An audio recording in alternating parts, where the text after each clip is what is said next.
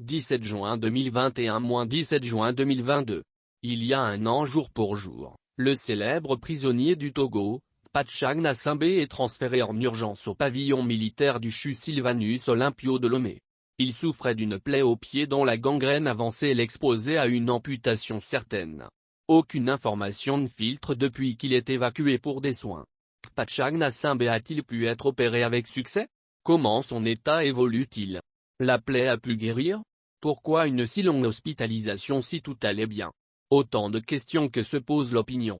Même à supposer que tout se passe selon l'adage, pas de nouvelles bonnes nouvelles, la particularité du cas que Pacha suscite à juste titre des inquiétudes. La période de convalescence est assez longue, mais est-elle plus efficace dans un centre hospitalier, dans une prison que parmi les siens? La convalescence est la précieuse période de transition entre la fin d'une maladie et le retour à un état de pleine santé. Les usages ont beaucoup changé et sa période s'est bien raccourcie. Plus question de garder longtemps le lit, affirme le Dr Véronique Baumann, généraliste dans un de ses exposés.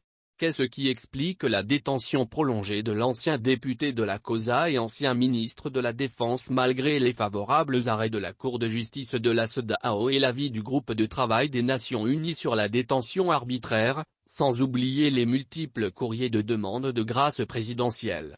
À tout ceci vient s'ajouter l'état de santé dégradant et préoccupant, un cas de force qui oblige dans nombre de pays à la clémence des autorités étatiques, conformément aux principes universels des droits dont le Togo a ratifié presque toutes les chartes de l'ONU.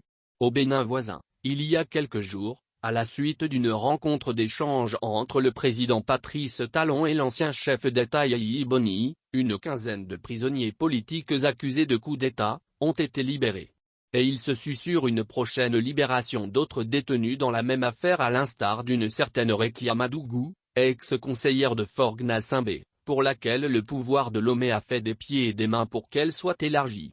Pourquoi ailleurs, il est possible de faire entendre raison les responsables politiques au pouvoir et au Togo où l'exécutif chante réconciliation, pardon, est incapable de poser des actes dans le sens de l'apaisement. Le pouvoir de Lomé est toujours enclin à jouer le facilitateur pour la libération de prisonniers d'autres pays, mais refuse de donner le bon exemple et s'obstine à ne pas appliquer les décisions de justice qui s'imposent pourtant à l'État.